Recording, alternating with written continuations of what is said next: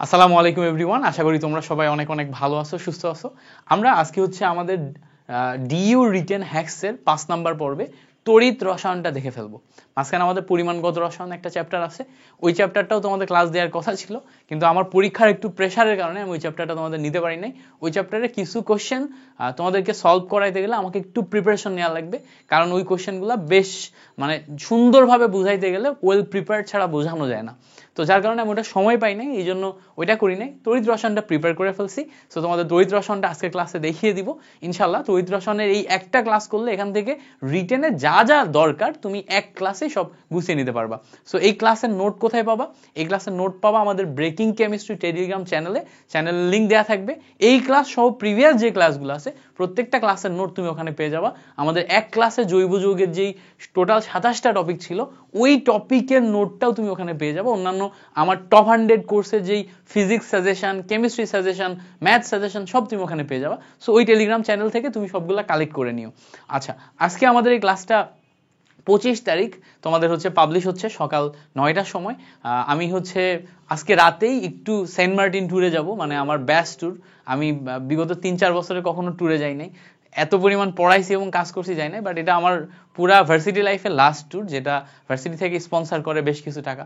তো আমার এইটাতে মানে সবাই যাওয়ার জন্য রিকোয়েস্ট করছে, এই জন্য আমি পরীক্ষা শেষ করে ওখানে যাচ্ছি। আমি 2 দিন অ্যাভেলেবল থাকবো না, এই জন্য তোমাদের এই যে রিটেন হ্যাক্সের সিরিজ, এটার মাঝখানে আরো 2 দিন গ্যাপ যাবে ইনশাল্লাহ।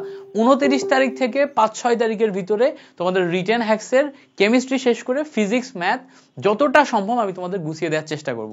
যদি তোমরা চাও আমাকে কমেন্ট সেকশনে জানাও যে ভাইয়া 8-9 তারিখ বা 10 তারিখ পর্যন্ত দিলেও আমাদের রিটেনের ক্লাসগুলো দিলে হবে, পরীক্ষার আগে তুমি দেখে জিনিসটা গুছিয়ে নিবা, তাহলে আমি চেষ্টা করবো আমার পক্ষ থেকে যতটা সম্ভব কন্টিনিউ করে তোমাদেরকে বুঝিয়ে দেওয়ার।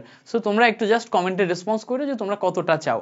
কেমিস্ট্রিটা তো গুছিয়েই যাচ্ছে, এই মাসের ভিতরে কেমিস্ট্রি গুছিয়ে যাচ্ছে, এরপরে ফিজিক্স, তারপরে ম্যাথ, এগুলাতে যাবো কিনা এটা নিয়ে তোমরা একটু ইয়া করো ইনশাল্লাহ। আমার কোর্সের ক্লাসও প্রায় শেষের দিকে, সো সব যেহেতু গুছিয়ে যাচ্ছে চেষ্টা করব যে তোমাদের এগুলাও দেওয়ার। তো চলো আমরা দেরি না করে শুরু করি। আমাদের আজকে হচ্ছে তড়িৎ রসায়ন, এবং তড়িৎ রসায়নে আমরা অনেক কিছু দেখব। প্রথমেই আসো আমাদের তড়িৎ রাসায়নিক তুল্যাঙ্ক বলতে কি বুঝো এবং ফ্যারাডের প্রথম সূত্রের সীমাবদ্ধতা বর্ণনা করো, এই প্রশ্নটা আসছে। সো তড়িৎ রাসায়নিক তুল্যাঙ্ক বলতে কি বুঝো? তড়িৎ রাসায়নিক তুল্যাঙ্কের যে বেসিক সংজ্ঞা, এইটা আমি কিভাবে মনে রাখি আমি তোমাকে শেখাই। দেখো, আমরা জানি W=ZQ, তাই না? ZQ। এবার খেয়াল করো, এই যে W=ZQ লিখলাম, এর ভিতরে এই জেডটা হচ্ছে আমাদের তড়িৎ রাসায়নিক তুল্যাঙ্ক, তাই তো? এবার চিন্তা করো, এই জায়গাতে কিউ এর ভ্যালু তুমি যদি 1 কুলম্ব বসাও, 1 কুলম্ব মানে 1 কুলম্ব চার্জ বসাও, তাহলে 1 কুলম্ব চার্জ বসালে W=Z*1 আসে, তার মানে Z=W আসে না?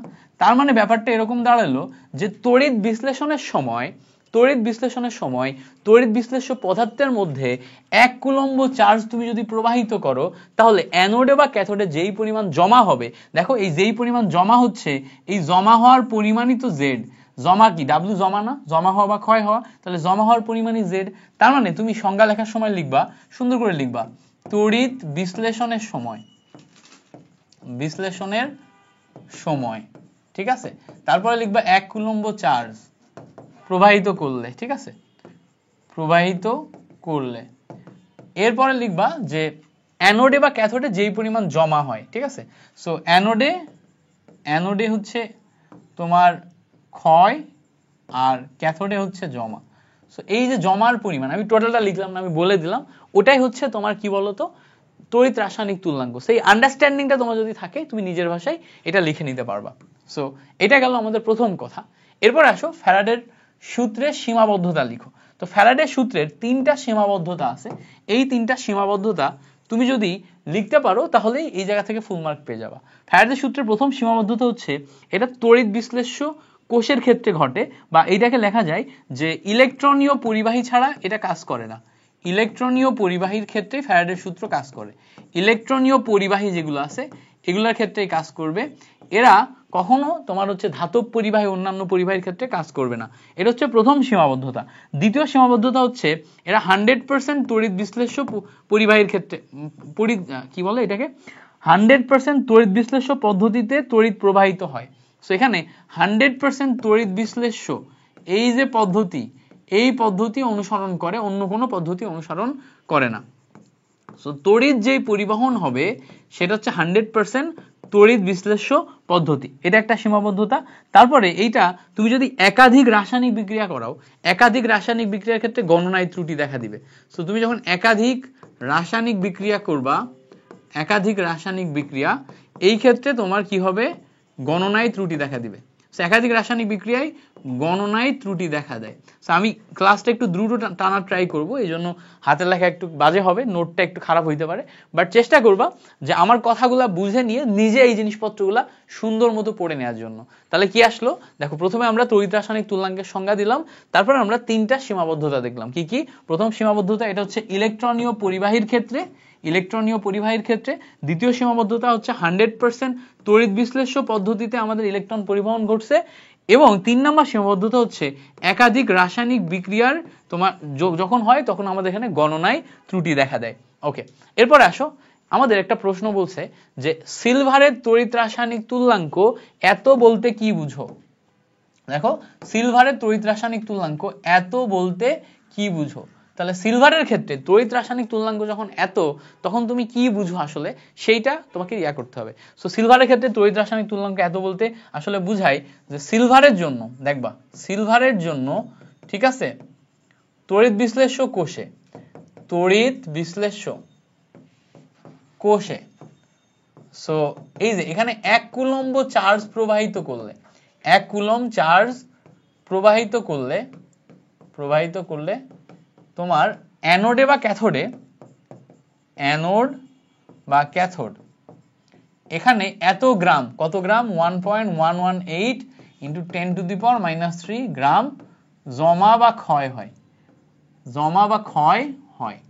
এই হচ্ছে আমাদের কথা। তাহলে কথাটা কি, সিলভারের ক্ষেত্রে যখন আমরা এই সংজ্ঞাটা লিখব, 1 কুলম্বের জন্য যেই পরিমাণ জমা বা ক্ষয় হয় ওটাই হচ্ছে আমাদের তড়িৎ রাসায়নিক তুল্যাঙ্ক। তাহলে তড়িৎ রাসায়নিক তুল্যাঙ্কের বেসিকটাই এটা যে তুমি 1 কুলম্ব চার্জ প্রবাহিত করবা, 1 কুলম্ব চার্জ প্রবাহিত করার কারণে অ্যানোডে বা ক্যাথোডে যেই পরিমাণ জমা বা ক্ষয় হবে সেইটার পরিমাণই আমার তড়িৎ রাসায়নিক তুল্যাঙ্ক। সেই তড়িৎ রাসায়নিক তুল্যাঙ্ক আমরা এখান থেকে পেয়ে যাচ্ছি। তাহলে আমরা কি পাইলাম, সিলভারের জন্য 1 কুলম্ব চার্জ যখন আমরা প্রবাহিত করব তড়িৎ রাসায়নিক কোষে বা তড়িৎ বিশ্লেষ্য কোষে, তখন অ্যানোডে বা ক্যাথোডে যেই পরিমাণ জমা বা ক্ষয় হবে সেটাই আমাদের তড়িৎ রাসায়নিক তুল্যাঙ্ক। বুঝতে পারছো? আচ্ছা, এবার আসো, বলছে যে potassium, barium, calcium, sodium, magnesium এগুলোর মধ্যে কোনটি অধিক সক্রিয়? এই টাইপের, এগুলো এমসিকিউ মেইনলি। সো তোমাকে এই জায়গাতে ধাতুর সক্রিয়তা সিরিজ জানা লাগবে, ধাতুর সক্রিয়তা সিরিজ, ধাতুর সক্রিয়তা সিরিজ, সক্রিয়তা সিরিজ। সো ধাতুর সক্রিয়তা সিরিজ আসলে কি ছিল বলতো? ওই যে কে না কে, তাই না, কে না কে ম্যাককাইভার, এলো যেন হাই, এলো যেন হাই, এগুলো এভাবে পড়ছো না? কে না কে ম্যাককাইভার, এলো যেন হাই, কুলাঙ্গার হাজি পেটাবে আমায়। তার মানে কি, পটাশিয়াম, সোডিয়াম, ম্যাগনেসিয়াম, অ্যালুমিনিয়াম এভাবে তুমি সিরিয়াল করতে পারবা। তো দেখো এই হিসাবে সিরিয়াল করলে সবার উপরে আসে পটাশিয়াম, তাই না, তারপরে আসে কি সোডিয়াম, তারপরে দেখো বেরিলিয়াম, তারপরে দেখো ম্যাগনেসিয়াম, ম্যাগনেসিয়ামের উপরে আসে হচ্ছে আমাদের ক্যালসিয়াম, ঠিক আছে, ক্যালসিয়াম, ম্যাগনেসিয়াম। সেখান থেকে তুমি যদি এইভাবে এই সক্রিয়তা সিরিজ থেকে চিহ্নিত করো তাহলে দেখবা পটাশিয়াম সবার উপরে আসে। তার মানে এদের ভিতরে ধাতুর সক্রিয়তা সিরিজে সবচেয়ে বেশি সক্রিয় কে? পটাশিয়াম। বুঝতে পারছো? ধাতুর সক্রিয়তা সিরিজে সবচেয়ে সক্রিয় হচ্ছে আমাদের পটাশিয়াম। That's it. এবার আসো আমরা পরবর্তী কোশ্চেনে যাই। পরবর্তী কোশ্চেনে বলছে জিঙ্ক ইলেকট্রোডের প্রমাণ জারণ বিভব এত থেকে এত বলতে আসলে কি বোঝায়? তার মানে খেয়াল করো, এখানে আমাদের জিঙ্ক ইলেকট্রনের যে প্রমাণ জারণ বিভব সেইটার এত থেকে এত বলতে আমাদের কি বোঝাচ্ছে সেইটা আমাদের বের করতে হবে। সো এই জায়গাতে দেখো প্রমাণ জারণ বিভব, দেখো জিঙ্কের জন্য জারণ বিভব এখানে আমাদের যেটা দিছে Z0 জিঙ্ক থেকে জিঙ্ক 2+, এইটা ইকুয়ালস টু 0.76 ভোল্ট। তো এইটা আসলে কি ঘটছে বলো তো? এখানে যদি দেখো জিঙ্ক থেকে জিঙ্ক 2+ হয়েছে, অর্থাৎ জিঙ্ক 2টা ইলেকট্রন ছেড়ে দিছে, তাই না, জিঙ্ক 2টা ইলেকট্রন ছেড়ে দিয়ে জিঙ্ক 2+ এ পরিণত হয়েছে। তার মানে এখানে কি ঘটলো? জারণ ঘটলো। সো এখানে জারণ ঘটার সময় আসলে কি ঘটে? এই জিঙ্কের যখন জারণ ঘটছে তখন জিঙ্কের জারণ ঘটার জন্য যেই বিভবটা আমরা পাচ্ছি এইটাকে বলে জিঙ্কের জারণ বিভব। তো জিঙ্কের জারণ বিভব এই কথাটার মানে হচ্ছে জিঙ্কের দ্রবণ চাপ, ঠিক আছে, জিঙ্কের দ্রবণ চাপ মাইনাস জিঙ্ক এর দ্রবণে, মানে জিঙ্কের দ্রবণে দ্রবণ চাপ মাইনাস জিঙ্কের দ্রবণে অসমোটিক চাপ। অসমোটিক চাপ, অসমোটিক মানে অভিস্রবণ, তাহলে অসমোটিক চাপ। তাহলে এই যে কথাটা, এই কথাটা প্রথমে একটু মাথায় রাখতে হবে যে জারণ বিভব মানে হচ্ছে সে জিঙ্কের দ্রবণ চাপ থেকে অসমোটিক চাপ বাদ দিলে। সোজা কথা আমি এভাবে মনে রাখি, আমি যখন এটা ব্যাখ্যা করব, আমার যদি রিটেন লিখতে দেয় আমি কিভাবে ব্যাখ্যা করব, আমি লিখবো, আমি সবসময় মনে রাখবো যে দ্রবণ চাপ মাইনাস অসমোটিক চাপের যে পার্থক্য, দ্রবণ চাপ এবং অসমোটিক চাপের যে পার্থক্য, এইটাকে আমরা হচ্ছে জারণ বিভব বলবো। হ্যাঁ, তো এখন এই জায়গাতে চিন্তা করো, এই জায়গাতে যেহেতু এই ভ্যালুটা পজিটিভ, এই ভ্যালুটা পজিটিভ, তার মানে এখানে আমাদের দ্রবণ চাপ বেশি। সো দ্রবণ চাপ যদি বেশি হয় তাহলে এটা জারণই ঘটবে, দ্রবণ চাপ যদি বেশি হয় তাহলে এটা জারণই ঘটবে। তাহলে জিঙ্ক থেকে জিঙ্ক 2+ যখন হচ্ছে, তখন যেহেতু এই ভ্যালুটা পজিটিভ, তার মানে জিঙ্কের প্রমাণ দ্রবণ চাপ, জিঙ্কের দ্রবণ চাপ অসমোটিক চাপের চেয়ে বেশি। তার মানে এখানে কি বুঝায় দেখো তো, জিঙ্কের ইলেকট্রোডের প্রমাণ জারণ বিভব এত থেকে এত বলতে বুঝায় যে ওই দ্রবণে জিঙ্কের প্রমাণ দ্রবণ চাপের মান প্রমাণ অস্ফটিক চাপের চেয়ে বেশি, এই জন্য এখানে জারণ ঘটছে এবং এখানে আমাদের জারণ বিভবের মান পজিটিভ হয়েছে। এইটুকু আমরা জাস্ট লিখে দিলে আমরা ফুল মার্ক পেয়ে যাব। তাহলে মেইন কথাটা কি, মেইন কথাটাই হচ্ছে এইটা যে জিঙ্কের জারণ বিভব ইকুয়ালস টু, মাথায় রাখবা, জিঙ্কের দ্রবণ চাপ মাইনাস জিঙ্কের অসমোটিক চাপ। সো জিঙ্কের দ্রবণ চাপ থেকে জিঙ্কের অসমোটিক চাপ বাদ দিলে সেটা যদি পজিটিভ ভ্যালু হয়, তার মানে সেটা জারণ বিভব দিবে, এবং জারণ বিভব দিলে তখন আমরা লিখতে পারবো যে জিঙ্ক থেকে জিঙ্ক 2+ এর ভ্যালু আসলে এখানে আমাদের পজিটিভ। ঠিক আছে, সো এখানে জাস্ট একটা জিনিস মাথায় রাখবা সবসময়, যদি আমাদের দ্রবণ চাপ বেশি হয় তাহলে হয় হচ্ছে জারণ, আর যদি আমাদের অসমোটিক চাপ বেশি হয় তখন হচ্ছে হয় আমাদের বিজারণ। ঠিক আছে, সো যখন বিজারণ ব্যাখ্যা করতে বলবে তখন অসমোটিক চাপকে ধরে আমরা ব্যাখ্যা করব, আর যখন জারণ ব্যাখ্যা করতে বলবে তখন আমরা দ্রবণ চাপকে ধরে ব্যাখ্যা করব। সো অসমোটিক চাপের ক্ষেত্রে দেখা যাবে কি, অসমোটিক চাপের ভ্যালু বেশি আসবে, ফলে ভ্যালুটা আসবে মাইনাস, আর যখন হচ্ছে দ্রবণ চাপের ভ্যালু বেশি আসবে তখন ভ্যালুটা আসবে প্লাস। বুঝতে পারছো? সো এই হচ্ছে আমাদের কাহিনী। এই পর্যন্ত আমাদের ক্লিয়ার হয়ে গেছে। পরে আসো আমরা যদি পরের এটা দেখি, বলছে ব্রাইনের তড়িৎ বিশ্লেষণে অ্যানোড ক্যাথোডে কি উৎপন্ন হয়। সো ব্রাইনের তড়িৎ বিশ্লেষণ মানে কি, দেখো খুবই ইম্পর্টেন্ট, এটা খুবই ভেরি ভেরি ইম্পর্টেন্ট একটা কোশ্চেন। ঠিক আছে, আমি একটু দ্রুত যাচ্ছি, আমি খুবই দুঃখিত, আমি হচ্ছে যে স্লো পড়াই, বাট ক্লাস টাইমটা একটু শর্ট করার জন্য এবং আমার একটু পেইড বেসেও ক্লাস নিতে হবে, গাইডলাইন সেশন নিতে হবে, ওগুলো করার জন্য একটু দ্রুত এই ক্লাসটা রেকর্ড করে দিতে হচ্ছে। সো আমি খুবই দুঃখিত, বাট আশা করি ক্লাসটা তোমাদের জন্য উপকার হবে। বলছে দেখো ব্রাইনের তড়িৎ বিশ্লেষণে অ্যানোড ক্যাথোডে কি উৎপন্ন হয়। ব্রাইনের তড়িৎ বিশ্লেষণ মানে হচ্ছে সোডিয়াম ক্লোরাইড এর জলীয় দ্রবণ। সো সোডিয়াম ক্লোরাইডের জলীয় দ্রবণকে হচ্ছে আমাদের ব্রাইন বলে, বুঝছো? তাহলে কি, সোডিয়াম ক্লোরাইড এ যখন অ্যাকুয়াস অবস্থায় থাকবে এটা হচ্ছে আমাদের ব্রাইন। এখন সোডিয়াম ক্লোরাইড অ্যাকুয়াস অবস্থায় থাকা মানে এ হচ্ছে সোডিয়াম প্লাস এবং ক্লোরিন মাইনাস আয়ন অবস্থায় আছে। সো এও কিন্তু অ্যাকুয়াস, এও কিন্তু অ্যাকুয়াস, তো দুইটাই আমাদের অ্যাকুয়াস অবস্থায় আছে। এবার সোডিয়াম ক্লোরাইডের যে জলীয় দ্রবণ, এটার দিকে যদি আমরা তাকাই, তড়িৎ বিশ্লেষণে আমরা প্রথমে অ্যানোড দেখব। তো অ্যানোডে কি ঘটে বলতো, জারণ ঘটে। জারণ মানে কি, জারণ মানে জারণ সংখ্যা বৃদ্ধি, সোজা কথা ইলেকট্রন ত্যাগ। তাহলে জারণ সংখ্যা বৃদ্ধি কার ঘটতে পারে, দেখো এর অলরেডি +1, এর তো আর কিছু হবে না, মাইনাস এ +1 থেকে, এ খেয়াল করে +1 আছে, এখান থেকে 0 হইতে পারে, তাহলে এটা তো হ্রাস পাচ্ছে। আরে দেখো -1 হচ্ছে, এখান থেকে 0 হইতে পারে, তাহলে এ কি, এর বৃদ্ধি ঘটছে না? তাহলে বৃদ্ধি করতে গেলে ক্লোরিন নিয়ে কাজ করতে হবে। সো সেই ক্লোরিন মাইনাস, দেখো ইলেকট্রন ছেড়ে দিয়ে ক্লোরিনে পরিণত হয়। সো দুইটা ক্লোরিন মাইনাস দুইটা ইলেকট্রন ছেড়ে দিয়ে ক্লোরিন গ্যাসে পরিণত হবে। তাহলে দেখো, তার মানে এখানে অ্যানোডে আমাদের কি তৈরি হচ্ছে, অ্যানোডে আমাদের ক্লোরিন গ্যাস তৈরি হচ্ছে। তার মানে সোডিয়াম ক্লোরাইডের তড়িৎ বিশ্লেষণ করলে অ্যানোডে আমরা ক্লোরিন গ্যাস পাই। ঠিক আছে, একদম বেসিক জিনিস, বেসিক জিনিস বুঝলেই তুমি পারবা। এবার তাহলে ক্যাথোডে কি ঘটবে, দেখো এবার ক্যাথোডেই হবে আমাদের ঝামেলা। দেখো অলরেডি আমরা দেখছি যে ক্যাথোডের জন্য আমাদের অবশিষ্ট থাকে হচ্ছে সোডিয়াম প্লাস, বাট সমস্যা হইতেছে ভাইয়া সোডিয়াম প্লাস তো অ্যাকুয়াস অবস্থায় আছে, মানে জলীয় দ্রবণে আছে। এবার জলীয় দ্রবণে নিজে আবার হাইড্রোজেন প্লাস এবং হাইড্রক্সিল মাইনাস আয়ন থাকে। এবার তুমি চিন্তা করো, ধাতু সক্রিয়তা সিরিজে যারা নিচে থাকে তারা ক্যাথোড, আর যারা উপরে থাকে তারা অ্যানোড। এবার সোডিয়াম এবং হাইড্রোজেন এই দুইটার ভিতরে নিচে কে আর উপরে কে, উপরে হচ্ছে সোডিয়াম, নিচে হচ্ছে হাইড্রোজেন। তাহলে হাইড্রোজেন যেহেতু নিচে, তাহলে সোডিয়ামের চেয়ে হাইড্রোজেন বেশি ক্যাথোড, আবার বলি কথাটা, সোডিয়ামের চেয়ে হাইড্রোজেন বেশি ক্যাথোড। তো যেহেতু সোডিয়ামের চেয়ে হাইড্রোজেন বেশি ক্যাথোড, তাহলে ক্যাথোড হিসেবে কে কাজ করবে, সোডিয়াম না হাইড্রোজেন? তোমার দেখে মনে হবে সোডিয়াম কাজ করবে, উৎপন্ন হবে sodium, but problem is sodium না, আমাদের এখানে ক্যাথোড কে হিসেবে বেশি কাজ করবে হাইড্রোজেন। ফলে আমরা এখানে হাইড্রোজেনকে ক্যাথোড হিসেবে নিব, সে ইলেকট্রন গ্রহণ করবে, দুইটা হাইড্রোজেন দুইটা ইলেকট্রন গ্রহণ করে এখানে আমাদের হাইড্রোজেন গ্যাস প্রডিউস করবে। তার মানে সোডিয়াম ক্লোরাইডের যে জলীয় দ্রবণ বা ব্রাইনের তড়িৎ বিশ্লেষণ করলে আমরা অ্যানোডে পাই ক্লোরিন গ্যাস এবং ক্যাথোডে পাই হাইড্রোজেন গ্যাস।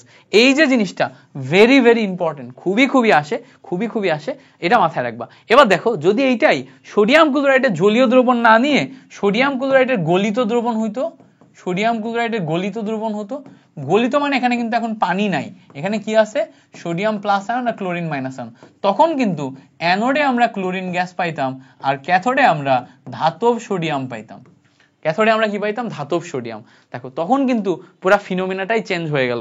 তাহলে একটা হচ্ছে ব্রাইন আর একটা হচ্ছে নরমাল গলিত, বুঝতে পারছো? তো আশা করি এই জিনিসটা আমাদের ক্লিয়ার হয়েছে। এবার বলছে দেখো, কপার হাইড্রোক্লোরিক অ্যাসিডের সাথে বিক্রিয়া করে না কেন? কপার হাইড্রোক্লোরিক অ্যাসিডের সাথে বিক্রিয়া করে না কেন?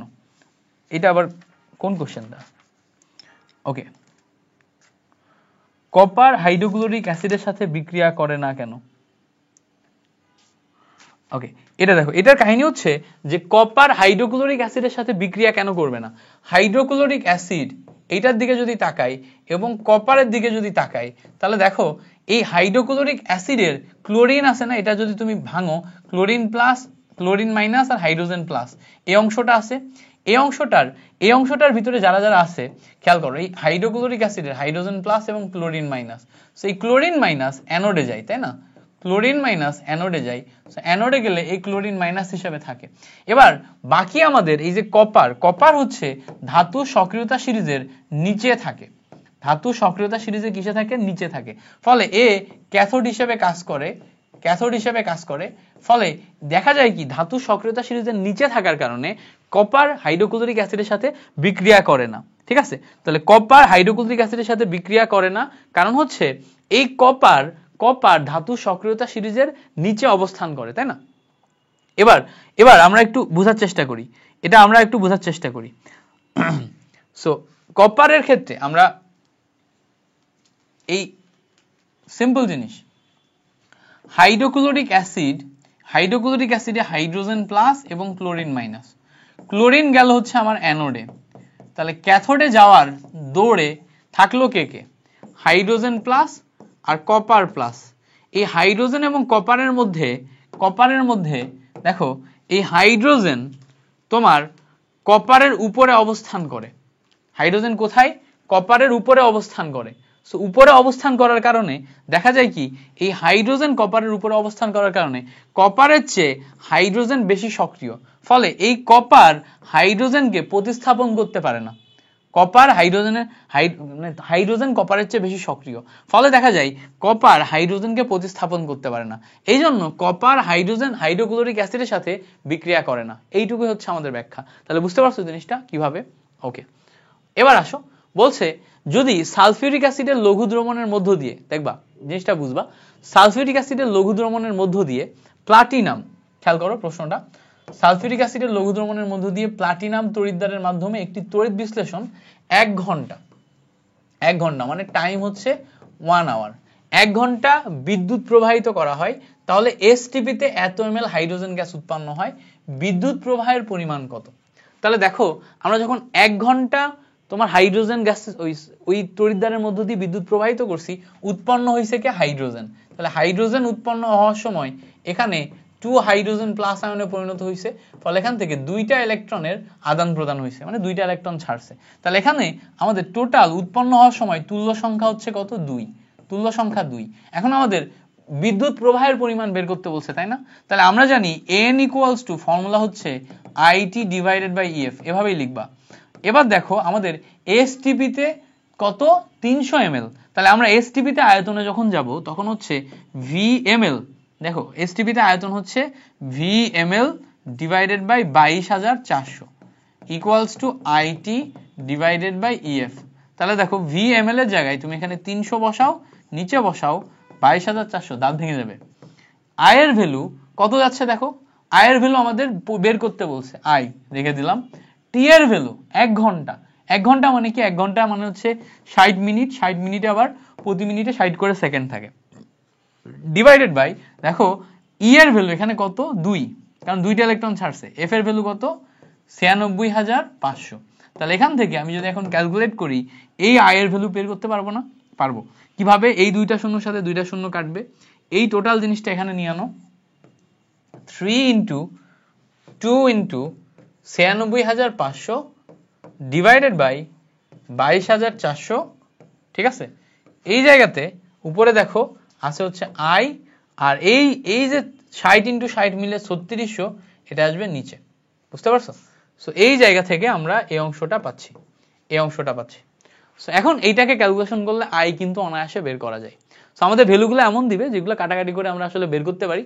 এটা হচ্ছে আমি রিটেন হ্যাক্সের একটা বই থেকে প্রশ্নটা নিছি, তো এটা সম্ভবত কোন একটা ইউনিভার্সিটিতে রিটেনে আসা কোশ্চেন, ওরা ওখান থেকে তুলে দিছে। সো আমার মনে হয়েছে যে এই টাইপের প্রশ্ন আসতে পারে, এবং আমার অ্যানালাইসিস বলে এই রিটেনে এই টাইপের প্রশ্নই দেয়, এই জন্য আমি তোমাদেরকে এটা শেখাই দিলাম। এইভাবে তুমি ক্যালকুলেশনটা করবা।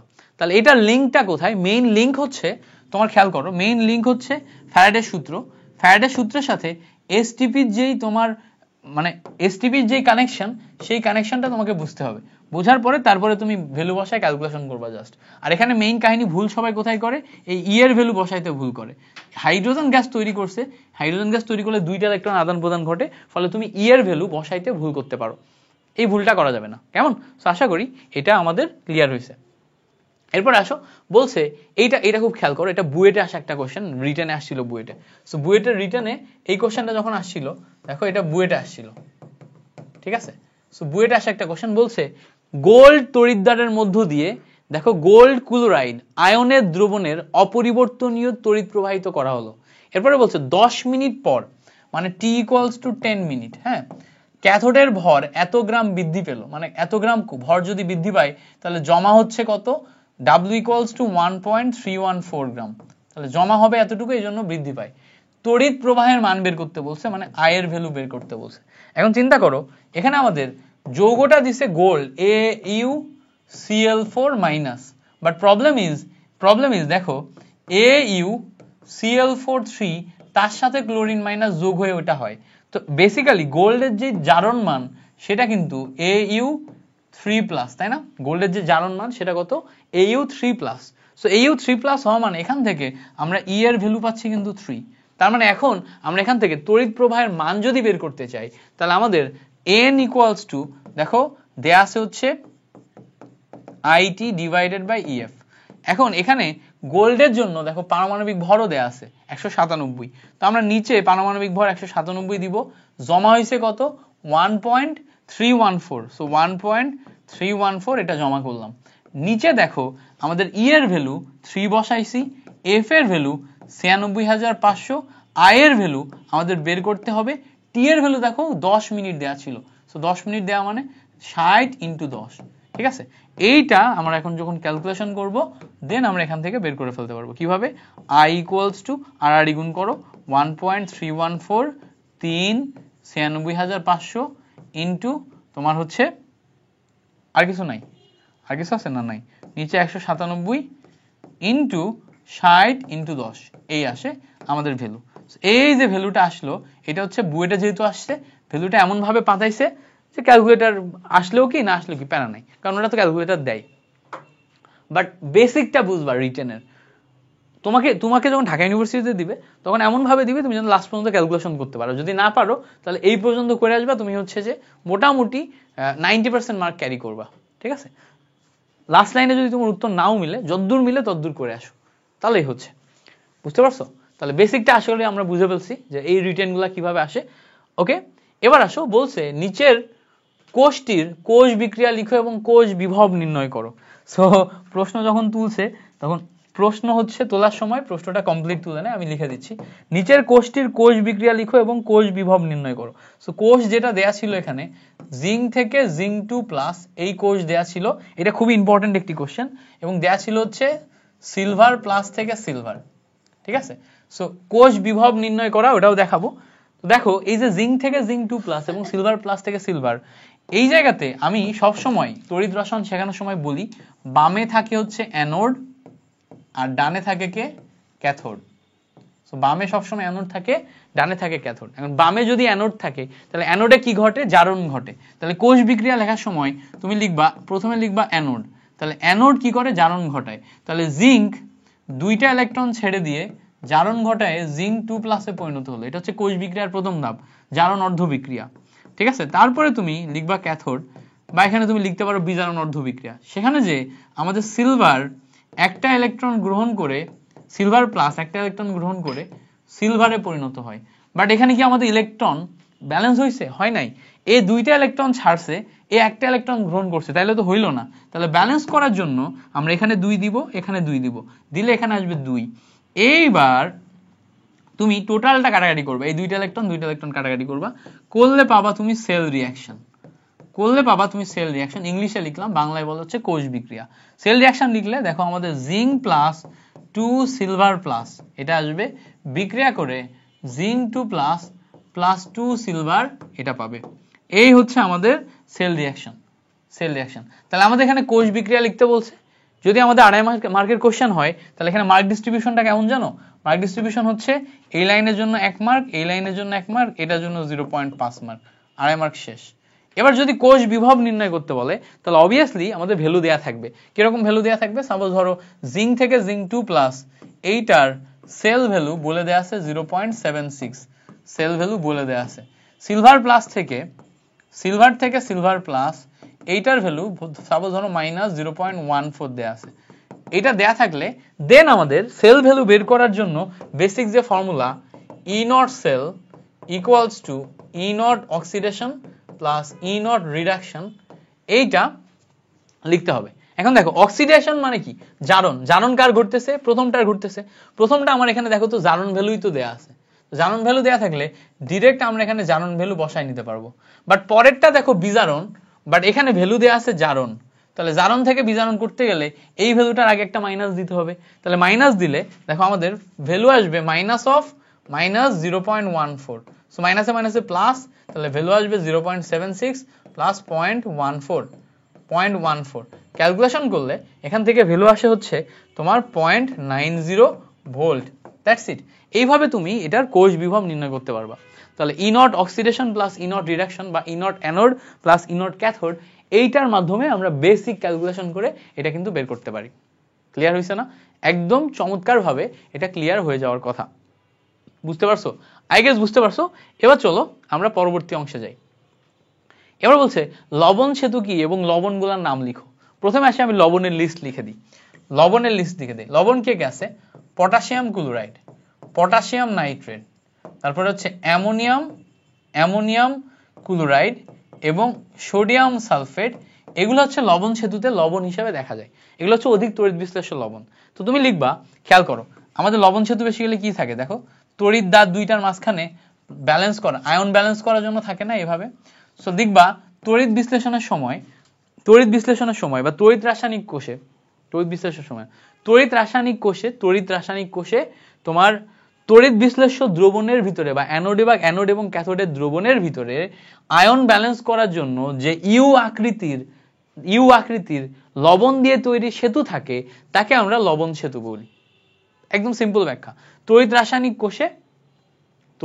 কোষে আমরা তড়িৎ রাসায়নিক বিক্রিয়ার সময় তড়িৎ বিশ্লেষ্য দ্রবণ যেগুলো থাকে বা হচ্ছে অ্যানোড বা ক্যাথোড যেগুলো থাকে, সে অ্যানোড বা ক্যাথোডের ভিতরে, খেয়াল করবা, অ্যানোড বা ক্যাথোডের ভিতরে আমাদের ইউ আকৃতির শেপে যে লবণ সেতু বা যেই লবণ দ্বারা ইউ আকৃতির শেপে যে টিউব থাকে সেটাকে আমরা লবণ সেতু বলি। তাহলে বেসিকটা তুমি কি এখানে মিলাই নিবা, বইয়ের সাথে ল্যাঙ্গুয়েজটা মিলাই নিবা, নিয়ে তুমি লবণ সেতু ব্যাখ্যা করবা। এই যে কোশ্চেন, এগুলো তোমার রিটেনের জন্য ভেরি ভেরি ইম্পর্টেন্ট। দেখো জাস্ট এক লাইনে সংজ্ঞা দিয়ে দিতে বলবে এবং এইগুলার নাম লিখে দিতে বলবে। সো সংজ্ঞার জন্য 1 মার্ক এবং 4টা এটা লেখার জন্য দেখা যাবে যে 1.5 মার্ক। ঠিক আছে? তাহলে এইগুলা লিখতে পারার কারণে শর্ট করে লিখতে পারার কারণে তুমি কিন্তু মার্কগুলা পেয়ে যাবা। সো এইগুলা একটু ভালো করে পড়তে হবে, যাতে এগুলো আসলে তুমি অবশ্যই পারো। কেমন?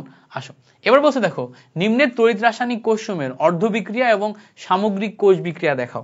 সো অর্ধ বিক্রিয়া এবং সামগ্রিক কোষ বিক্রিয়া দেখাইতে বলছে। সো কোন কোষের সেই কোষটা এখানে তুলে নাই, আমি একটু কোষটা তুলে তোমাকে দেখাই দিতেছি কোন কোষটার কথা বলছে। সো একটা কোষ দেখাইলেই তুমি বুঝবা। আমাদের এখানে একটা কোষ দেয়া আছে জিঙ্ক থেকে জিঙ্ক 2+, এরপর মাঝখানে জিঙ্ক থেকে জিঙ্ক 2+, এবং মাঝখানে হচ্ছে সিলভার প্লাস থেকে সিলভার। এই কোষের জন্য আমাদের কি বলছে, নিম্নের তড়িৎ রাসায়নিক কোষের অর্ধকোষ বিক্রিয়া এবং সামগ্রিক কোষ বিক্রিয়া দেখাও। সো এইটা যখনই আমি দেখতে পাচ্ছি বাম সাইডে আমার অ্যানোড আছে, ডান সাইডে আমার ক্যাথোড আছে। তাহলে প্রথমে আমি অ্যানোডের বিক্রিয়া লিখবো। এখন অ্যানোডে কি বিক্রিয়া হয় বলো তো? অ্যানোডে হয় হচ্ছে জারণ অর্ধ বিক্রিয়া। সো আমাদের যখনই অর্ধ বিক্রিয়া ব্যাপারটা ডিরেক্ট উল্লেখ করে দিছে তখন কিন্তু আমি আর শুধু অ্যানোড ক্যাথোড লিখতে পারবো না, তখন আমার জারণ অর্ধ বিক্রিয়া এবং বিজারণ অর্ধ বিক্রিয়া উল্লেখ করে লিখতে হবে। বিজারণ অর্ধ বিক্রিয়া উল্লেখ করে লিখতে হবে। কেন? কারণ আমার এখানে বলেই দিছে অর্ধকোষ বিক্রিয়া দেখাও। এবার প্রথমে তুমি জারণ অর্ধ বিক্রিয়া অ্যানোডের যেটা এইটা করবা। অ্যানোডেটা দেখো জিঙ্ক আছে, জিঙ্ক 2টা ইলেকট্রন ছেড়ে দিয়ে জিঙ্ক 2+ এ পরিণত হলো, দ্যাট ইজ জারণ অর্ধ বিক্রিয়া। এবার আমাদের অন্যটা কে আছে, আমাদের তোমার সিলভার আছে। তো সিলভার কি করছে, সিলভার আবার একটা ইলেকট্রন গ্রহণ করে সিলভার প্লাসে পরিণত হয়েছে, এটা হচ্ছে বিজারণ অর্ধ বিক্রিয়া। বাট এখানে ব্যালেন্স হয় নাই, কোষ বিক্রিয়ার জন্য আমাদের ব্যালেন্স লাগবে, কারণ কি এখানে 2টা ইলেকট্রন ছাড়ছে বাট এ গ্রহণ করছে একটা, তাহলে এখানে একটা 2 দিব, এখানে একটা 2 দিব, তাহলে এখানেও 2 দেওয়া লাগবে। দেওয়ার পরে এই যে জিনিসটা এটাকে ব্যালেন্স করব এই 2টা ইলেকট্রন কাটিয়ে। তাহলে কাটলে দেখো জিঙ্ক প্লাস 2 সিলভার, ঠিক আছে, zinc plus 2 silver plus ion বিক্রিয়া শেষে জিঙ্ক 2++2 সিলভার। এইটা হচ্ছে আমাদের মোট সামগ্রিক কোষ বিক্রিয়া। সামগ্রিক কোষ বিক্রিয়াও লিখতে পারো, এখানে সুন্দর করে লিখে দিতে পারো যে এটা হচ্ছে কোষ বিক্রিয়া। ডিপেন্ড করে তোমার উপর তুমি কি লিখবা। সো এটা সামগ্রিক কোষ বিক্রিয়া লিখতে পারো, আবার কোষ বিক্রিয়াও লিখে নিতে পারো। বুঝতে পারছো? সো আশা করি এই ব্যাপারটা ক্লিয়ার হয়েছে যে আমাদের পরেরটা কি হবে। তো দেখো এইটা ছিল হচ্ছে আমাদের এই তড়িৎ রাসায়নিক কোষের কোষ বিক্রিয়া এবং সামগ্রিক কোষ বিক্রিয়া দেখাও। খুবই ইম্পর্টেন্ট একটি কোশ্চেন। এই অংশটা লিখতে তোমার এই যে তোমার হচ্ছে যে 2 মার্ক 2.5 মার্কের যে ছোট ছোট রিটেন দিয়ে দিতেই পারে। হ্যাঁ, যদি দিয়ে দেয় তাহলে জাস্ট বেসিক এই নিয়মটা ফলো করে তুমি এখানে এইটা তুলে ফেলো। গ্রেট। এবার দেখো আমাদের আরো একটা প্রশ্ন দিছে, নিকেল আয়নের দ্রবণে 160 মিনিট, মানে এখানে আমাদের টাইম দিছে, মানে ফ্যারাডের সূত্র থেকে ম্যাথটা আসছে 160 minute. So T equals to 160 minute প্রতি মিনিটে 60 সেকেন্ড, তাহলে এটা হচ্ছে আমাদের টাইম। অত অ্যাম্পিয়ার মানে আই এর ভ্যালু 0.1 অ্যাম্পিয়ার দেয়া আছে। বিদ্যুৎ চালনা করলে ক্যাথোডে এত গ্রাম নিকেল জমা হয়, তাহলে নিকেলের জন্য 0.295 এই গ্রাম জমা হয়। ঠিক আছে, বলছে নিকেলের চার্জ কত। তো নিকেলের চার্জ মানে এই তুল্য সংখ্যা ই বের করতে বলছে, তুল্য সংখ্যা ই বের করতে বলছে। সো নিকেলের চার্জ তুমি এমনি জানো, নিকেল 2+ হয়, মানে টোটালটা ক্যালকুলেশন করে 2+ই আসবে, তুমি জানো। বুঝতে পারছো? তো আমি ধরে নিলাম নিকেলের চার্জ 2+, এটা আমাদের বলে দিছে নিকেল 2+। তো নিকেলের চার্জ বলে দিছে, এটা আমি উত্তরটা অন্যভাবে লিখলাম। আমাদের ধরো আণবিক ভর বের করতে বললো, তাহলে আণবিক ভর আমি কিভাবে বের করব? আণবিক ভর বের করার জন্য আমাদের basic formula n equals to IT divided by EF। তখন দেখো আণবিক ভরের জন্য n কে ভেঙে আমরা W ডিভাইডেড বাই M নিব, এই সাইডে আমাদের IT ডিভাইডেড বাই EF আসবে। তো এখান থেকে যখন আমরা আণবিক ভর বের করব, আণবিক ভর বের করলে M equals to WEF divided by IT, এটা আসে। কি হবে, এই EF টা এই সাইডে আর I এই সাইডে এই সাইডে, তাহলে এখান থেকে আসে হচ্ছে M equals to WF divided by IT। So W এর ভ্যালু 0.295, E এর ভ্যালু কি 2, F এর ভ্যালু 96500 ডিভাইডেড বাই I এর ভ্যালু দেখো 0.1 অ্যাম্পিয়ার ইনটু T এর ভ্যালু ওই উপরে দেখো 160 ইনটু 60। এই টোটাল জিনিসটা ক্যালকুলেট করলে আমরা এখান থেকে কি পাবো, আণবিক ভর পেয়ে যাব। ঠিক আছে, এখন যদি আমরা আণবিক ভর বের না করে চার্জ বের করতাম তাহলে আমাদের চার্জ দেয়া থাকতো না, আণবিক ভর দেয়া থাকতো, ফলে আমরা আণবিক ভর বসাইতাম আর এই ভ্যালুটা বের করতাম তখন। বুঝতে পারছো? সো আমাদের যে কোনো কিছু বলতে পারে, চার্জ বলতে পারে, আণবিক ভর বলতে পারে, যে কোনোটা বলতে পারে। চার্জ বললে ম্যাক্সিমাম ক্ষেত্রে চার্জ তো আমাদের মুখস্থ থাকে, ফলে ওটার জন্য প্যারা হয় না, আমরা ডিরেক্ট ওটা বের করে মানে দাগায় ফেলতে পারি। বুঝতে পারছো? বাট এটা তো আমাদের ক্যালকুলেশন, এর ভিতরে তো চার্জ আমাদের বের করাই লাগবে, কিচ্ছু করার নাই, তাই না? ক্যালকুলেশন। তাহলে এটা কেমনে করতে হবে আইডিয়া তো পাইছি, তাই না? এই আইডিয়াটা নিয়েই তুমি কাজে লাগাও, এই প্রশ্নগুলো আইডিয়া নিয়ে তুমি কাজে লাগাও যে এইগুলো রিটেনে আসতে পারে। ওকে, পরে দেখো আমাদের ভিতরে আরেকটা জিনিস বলছে যে 0.1 মোলারিটি ম্যাঙ্গানিজ সালফেট দ্রবণ টিনের পাত্রে জমা রাখা যাবে কিনা কারণ সহ ব্যাখ্যা করো।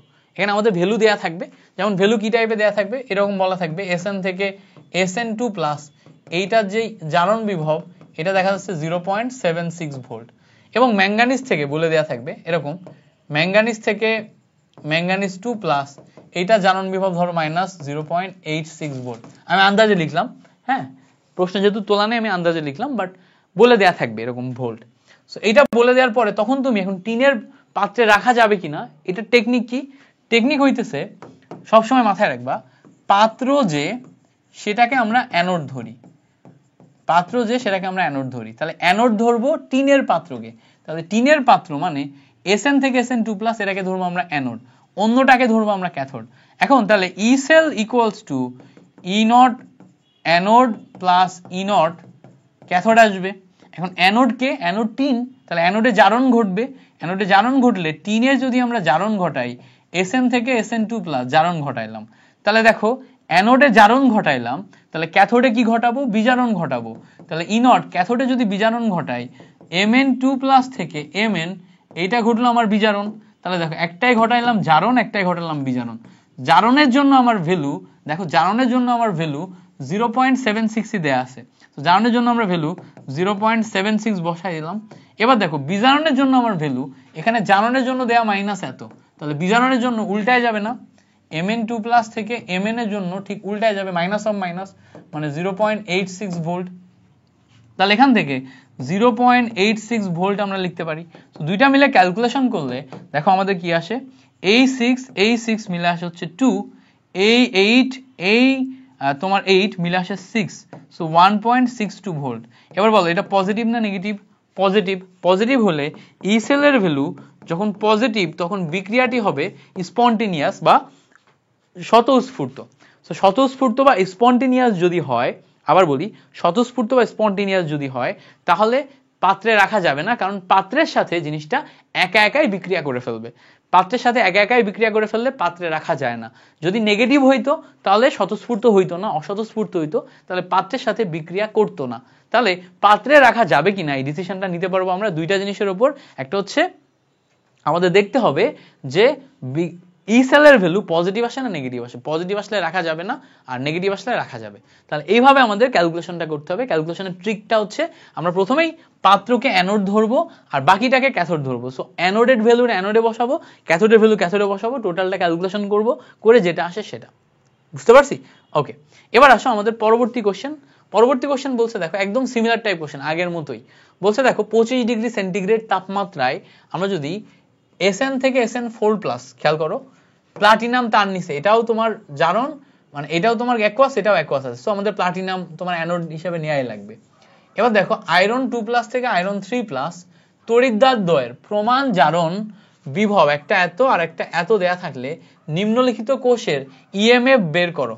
ঠিক আছে, সো আমাদের এখানে কোষ যেটা দিছে, খেয়াল করো কোষ যেটা দিছে, এই কোষ দেখেই বোঝা যাচ্ছে, এই জায়গাতে কোষটা একটু ভুল দিচ্ছে, কোষ দেখে বোঝা যাচ্ছে কোষ হচ্ছে প্লাটিনাম Sn2+ থেকে Sn4+ করছিল, মাঝখানে ডাবল দাগ দিয়ে দেখো, পরে আবার নিচে যে আয়রন 2+ থেকে আয়রন 3+, এখানে নিচে হচ্ছে প্লাটিনাম। তো এই যে কোষ, এই কোষের এখানে দেখেই বোঝা যাচ্ছে এইটা অ্যানোড হিসেবে কাজ করছে, এইটা ক্যাথোড হিসেবে কাজ করছে। তাহলে আমি যখন কোষ বিভব বের করব, কোষ বিভব বের করার সময় E cell equals to E not anode, তো ই নট অ্যানোড মানে অ্যানোডের বিক্রিয়া Sn2+ থেকে Sn4+, এইটা plus E not cathode, cathode মানে ক্যাথোডের বিক্রিয়া, তাহলে ক্যাথোডের বিক্রিয়ার ক্ষেত্রে আমাদের কি হবে, এই জায়গাতে বাড়ছে, এই জায়গাতে উল্টা, এই যে জায়গায় উল্টা দেখো, এই জায়গায় 3+ থেকে 2+ এ আসবে, তাহলে ক্যাথোড নিব, তাহলে ক্যাথোডের ক্ষেত্রে আয়রন 3+ থেকে আয়রন 2+ এটা আসবে। তো এই যে অংশটা আছে যেটা আমার জারণ ঘটলো, তো জারণটার দিকে যদি আমি তাকাই Sn থেকে Sn2+, তার ভ্যালু দেখো আমার -0.15 দেয়া আছে, বসাই দিলাম। এবার এখানে যে আমার বিজারণের যে অংশটা আছে বা অ্যানোডের যে ক্যাথোডের যে বিক্রিয়াটা আছে, সেখানে আমাদের ক্যাথোডের ভ্যালুটা খেয়াল করে দেখো 2+ থেকে 3+, এটা জানুন না বিজারণ, 2 থেকে 3 মানে বাড়ছে, তাহলে তো এটা জারণ, তাহলে আমার বিজারণ ভ্যালু হবে ঠিক উল্টা 3 থেকে 2, তো 3 থেকে 2 হলে এটাকে যদি উল্টাই দাও তাহলে সামনে আরেকটা মাইনাস আসবে, সো -0.77, তাহলে এখান থেকে ভ্যালু আমরা -0.15 পাবো প্লাস 0.77 পাবো, ক্যালকুলেশন করলে এখান থেকে আমরা প্লাস একটা ভ্যালু পাবো, ঠিক আছে, সেইটা হবে আমাদের ইএমএফ। ইজি না জিনিসটা? ইজি আছে। সো এই ধরনের ভ্যালু আসবে, এরকম বেসিক ইএমএফ নির্ণয় করতে বলবে। বেসিক ইএমএফ নির্ণয় করতে বললে আমরা কি করব, জাস্ট এই অংশগুলা ক্যালকুলেশন করব, পারবো না? এই অংশগুলা ক্যালকুলেশন করে আমরা বেসিক ইএমএফ নির্ণয় করে ফেলবো। আচ্ছা, সো আশা করি এই জিনিসটা আমাদের ক্লিয়ার হয়েছে। আমি অনেক জোরে টানতেছি, আমার নিজেরই খারাপ লাগতেছে যে আসলে ক্লাসটা এত দ্রুত বা এত ফাস্ট নেওয়া উচিত না, বাট তোমাদের ক্লাসটা আমার দেওয়ার জন্য হাতে খুব টাইম কম, সো যেই কম সময়ে আমার রেকর্ড করতে হবে, সো সেই কম সময় আমি এর চেয়ে ধরে ধরে বুঝাইতে পারবো না আসলে, আর না হলে আমার ক্লাসটা দেয়াই উচিত হবে না, মানে দেয়া ঠিক না এরকম চিন্তা করতে হবে। তো যাই হোক, আশা করি দ্রুত বুঝাইলেও তোমরা জিনিসটা বুঝছো এবং কাজে লাগাইতে পারবা। এরপর আসো, আমাদের এখানে একটা খুব চমৎকার কোশ্চেন দিছে। এই কোশ্চেনটা সিলেবাসের বাইরে, বাট সবসময় দিয়ে দেয়, হ্যাঁ, রিটেনে দিয়ে দেয়, টিচারদের ফেভারিট। বলছে দেখো, লিথিয়াম আয়ন ব্যাটারির চার্জিং এবং ডিসচার্জিং এর সময় সংঘটিত বিক্রিয়া লিখো। সো লিথিয়াম আয়ন ব্যাটারির ক্ষেত্রে সবসময় মাথায় রাখবা, চার্জিং এবং ডিসচার্জিং পরে চিন্তা করো, আগে লিথিয়াম আয়ন ব্যাটারিতে কি কি ব্যবহার হয় সেটা দেখো। লিথিয়াম আয়ন ব্যাটারিতে লিথিয়াম এবং কার্বন ব্যবহার হয়, কার্বন 6টা, লিথিয়ামের এখানে তুমি X লিখবা, ঠিক আছে। এরপর দেখো, লিথিয়াম আয়ন ব্যাটারিতে আমাদের লিথিয়াম, কোবাল্ট এবং তোমার অক্সিজেন ব্যবহার হয়। আমি আরেকবার একটু লিখে দিই, লিথিয়াম, কোবাল্ট এবং অক্সিজেন ব্যবহার হয়। সো এই জায়গাতে এখন তোমার ব্যবহার হবে হচ্ছে 1 - X, এখানে O2 নিলাম, এই দুইটা এখন বিক্রিয়া করবে, বিক্রিয়া করে তোমার ওই সাইডে যে তোমার তৈরি হবে সামথিং কিছু একটা। সো ওই সাইডে যে কি তৈরি হবে, এই সাইডে যে লিথিয়াম কোবাল্ট অক্সাইড তৈরি হবে একবারে। এখানে আমি X এবং 1 - X নিচ্ছি, বাট ওখানে যে আমার লিথিয়াম কোবাল্ট অক্সাইড ডিরেক্ট একটাই পদার্থ তৈরি হয়েছে, ঠিক আছে। তাহলে আমি জিনিসটা কিভাবে করি, আমার যদি অনেক কিছু বোঝার সময় না থাকে, তাহলে এটার বেসিক যে মেকানিজম সেটা আমি মনে রাখার চেষ্টা করি। তো আমার অনেক কিছু বোঝার সাপোজ এখন সময় নাই, কারণ কি এটা আমি তোমাকে এখন তোমার সিলেবাসের বাইরে জিনিস, তোমাকে আমার অ্যানোডের বিক্রিয়া, ক্যাথোডের বিক্রিয়া, বেসিক জিনিস এটা সেটা না বুঝায়, আমি জাস্ট চিন্তা করতেছি তুমি কিভাবে মনে রাখবা এবং জিনিসটা তুলে দিয়ে আসবা। সো দেখো, আমরা কি মনে রাখবো, যে আমাদের লেফট সাইডে লিখবো আমরা সব সময় কার্বনের সাথে লিথিয়াম, আর লিথিয়াম, কোবাল্ট এবং অক্সিজেন মিশ্রণ, একটা X, একটা হচ্ছে 1 - X। ওই সাইডে আমরা লিথিয়াম কোবাল্ট অক্সাইড লিখবো। লেখার পরে এই জায়গাতে আরো এক্সট্রা তৈরি হবে হচ্ছে আমাদের পানি, ঠিক আছে। এবার সম্মুখমুখী যে বিক্রিয়া, সম্মুখমুখী যে বিক্রিয়া, এইটা হচ্ছে স্বাভাবিক মোবাইলে ধরো এই লিথিয়াম আয়ন ব্যাটারি আমাদের মোবাইলে আছে। সো লিথিয়াম আয়ন ব্যাটারি আমরা মোবাইল যখন চালাই তখন চার্জিং হয় না ডিসচার্জিং হয়? মোবাইল যখন চালাই তখন চার্জ শেষ হয়ে যায়, চার্জ শেষ হয়ে যাওয়া মানে ডিসচার্জিং, ঠিক আছে, ডিসচার্জিং। এবার দেখো, এটা হচ্ছে স্বাভাবিক প্রক্রিয়া। তাহলে এখন আমরা অস্বাভাবিক কি, আমরা মোবাইলটা যখন চার্জ দিব তখন সেটা অস্বাভাবিক, তাহলে উল্টা করব, যখন আমি চার্জ দিব তখন আমরা আবার উল্টার প্রসেসে আসবো, এইটা হচ্ছে চার্জিং, ঠিক আছে। তাহলে একটা হচ্ছে ডিসচার্জিং, একটা হচ্ছে চার্জিং। তাহলে দেখো, স্বাভাবিক সম্মুখমুখী যেটা সেটা ডিসচার্জিং, আর যেটা পশ্চাৎমুখী সেটা হচ্ছে চার্জিং। এভাবে এটা মনে রেখে জাস্ট এইটুকু লিখে দিয়ে আসবা, যদি আসে এইটুকু লিখে দিয়ে আসবা, মার্ক পেয়ে যাবা, ফুল মার্ক। বুঝতে পারছো? এবার আসো, আমাদের আরেকটা চমৎকার গুরুত্বপূর্ণ কোশ্চেন, সেটা হচ্ছে যে লেড সঞ্চয়ী কোষ বা লেড স্টোরেজ ব্যাটারির ক্ষেত্রে কি কি ইলেকট্রোড এবং কি কি ইলেকট্রোলাইট ব্যবহৃত হয়।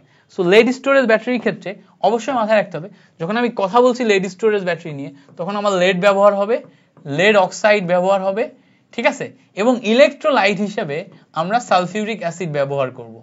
তো এই যে তিনটা জিনিস আমি লিখলাম, এই তিনটা সমন্বয়েই আমার চার্জিং ডিসচার্জিং এর বিক্রিয়া ব্যবহার হয়। তাহলে দেখো, লেড সঞ্চয়ী কোষে ইলেকট্রোড হিসেবে লেড এবং লেড অক্সাইড ব্যবহার করতেছি, আর ইলেকট্রোলাইট হিসেবে আমি সালফিউরিক অ্যাসিড ব্যবহার করতেছি।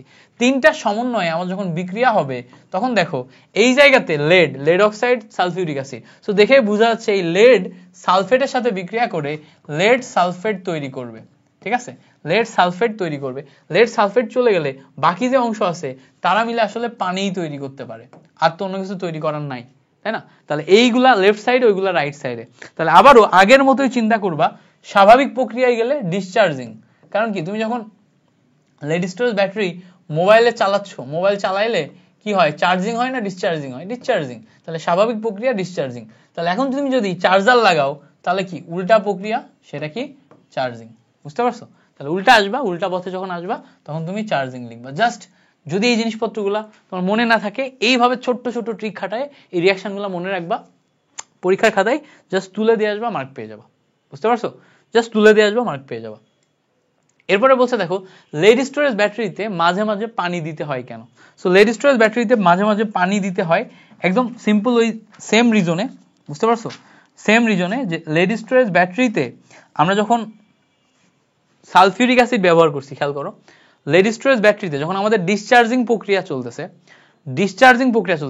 এই জায়গায় দেখলে বুঝতে পারবা।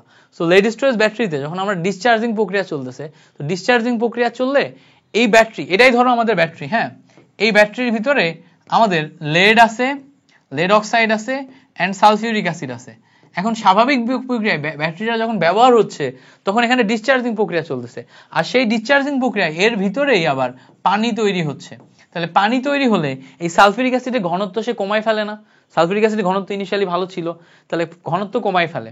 এবার দেখো এই ঘনত্ব কমায় ফেলে সে ডিসচার্জিং হইলো। এবার তুমি যখন আবার চার্জিং যখন করো তখন আবার প্রক্রিয়াটা উল্টায় যায়। দেখো এই লেড সালফেটের সাথে পানি ব্যবহৃত হয়ে এই পানিটা আবার সালফিউরিক অ্যাসিডে রূপান্তর করে, তাহলে ওই পানিটা সালফিউরিক অ্যাসিড তৈরিতে ব্যবহার হয়ে যাচ্ছে।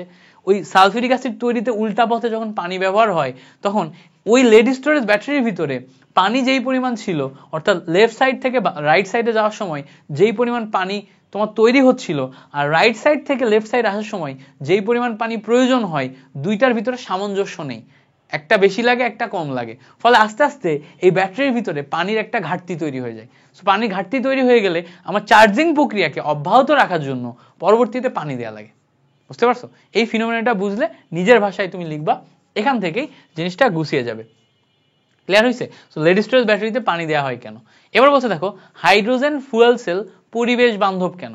হাইড্রোজেন ফুয়েল সেল পরিবেশ বান্ধব কারণ হাইড্রোজেন ফুয়েল সেলে আমরা হচ্ছে তোমার যেই পানি তৈরি করি, এই পানি তৈরিতে আমাদের পরিবেশের জন্য ক্ষতিকারক কোনো পদার্থ তৈরি হয় না। জাস্ট এইটুকু লিখবা, হাইড্রোজেন ফুয়েল সেলে আমরা যেই পানি তৈরি করি, এই পানি তৈরির সময় পরিবেশের জন্য ক্ষতিকারক কোনো পদার্থ তৈরি হয় না, এই জন্য হাইড্রোজেন ফুয়েল সেল পরিবেশ বান্ধব। এবং এখানে যেই পরিমাণ এনার্জি তৈরি করা যায়, মানে যেই পরিমাণ এনার্জি ব্যবহার করা হয় তার 70% আবার রিকভার করা যায়, রিইউজেবল এনার্জি।